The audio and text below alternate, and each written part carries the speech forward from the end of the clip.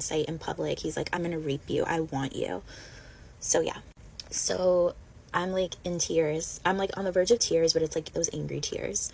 And so I get on the phone with 911, and she's like, NYPD is on their way, but if they don't get there first, then Metro will get there. And I guess Metro was like downstairs and they were coming up on the magazine. I don't know what it was. Anyways, this man still on the phone with NYPD, and she could hear him yelling at me, would not leave me alone. So at this point, I go around where the truck is, like the opening of it in the back, and thank God there was a man in there. And bless his soul, to this day, like, if that guy wasn't there, I honestly don't know what would have happened, because nobody was stopping. Like, people were like just walking like it was nothing, like nothing was happening. And so this man comes out and he's like, are you okay? And I'm like, please, like, this man groped me, and he's saying he wants to rape me and he won't leave me alone, like the police are coming. And he was like, don't worry, I got you, it's okay. So he literally took out a crowbar. And it's not funny, it wasn't funny in the moment, but it's like funny thinking about it now. Anyways, he took out a crowbar and was telling the guy to like back up away from me.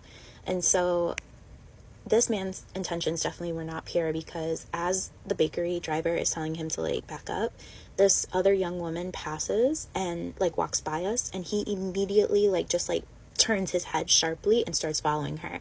And he's like following her to the point where he's like pinning her up against like the wall of the building, and I can hear him like yelling at her, like saying like he wants her and to take her clothes off. Yeah, and people are still walking by like it's nothing. So at this point, finally, like Metro comes up and they meet us, and I'm in full-blown tears, and I'm trying to explain to them what happened, and I probably got maybe like 4 words out, and they were like, oh yeah, we know exactly who it is. So long story short, I made a report. Detectives came out, and I'm not trying to belittle cops or anything, but I don't think they took it seriously, or I think they took it seriously, but I don't think they realized like how traumatizing it was until I'm sitting there filling out the report, again, silent tears, and my mom calls me because, clearly this is something that like I still like really struggle with, but my mom calls me because we have this thing like on our phones, like where like if somebody dials 911, like it'll alert everybody. So my mom calls me and she's like, are you okay? And I like couldn't even get the words out.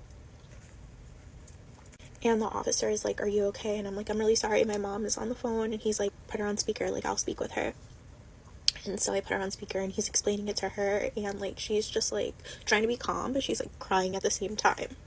Okay, so anyways, I end up going to court, because obviously I pressed charges.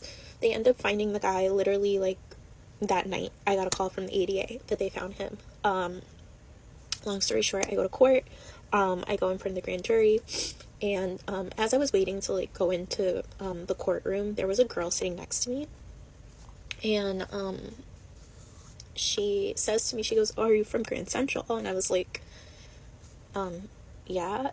Because I wasn't sure like what she meant. And she was like, I'm so sorry what happened to you, but she's like, you're the only reason why I'm here. And I was like, what do you mean? And she's like, that man tried to rape me the day before he groped you, and I'm pretty sure that if that didn't happen, they wouldn't have caught him.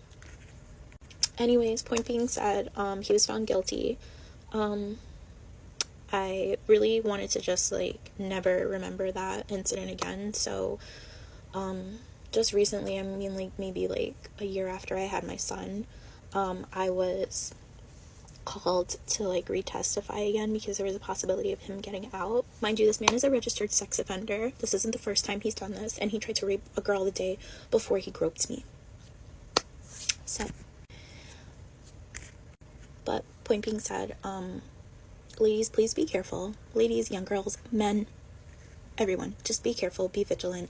If you have a bad feeling, like go with your intuition. There's a reason why it's your intuition. Also, again, no disrespect to NYPD, but like the amount of time it's going to take cops to get there and do something will happen. So you do whatever you need to do to protect yourself. That day I had pepper spray with me, and I had it out on me. Like I literally had it out and open, ready to go. And now I have pepper spray.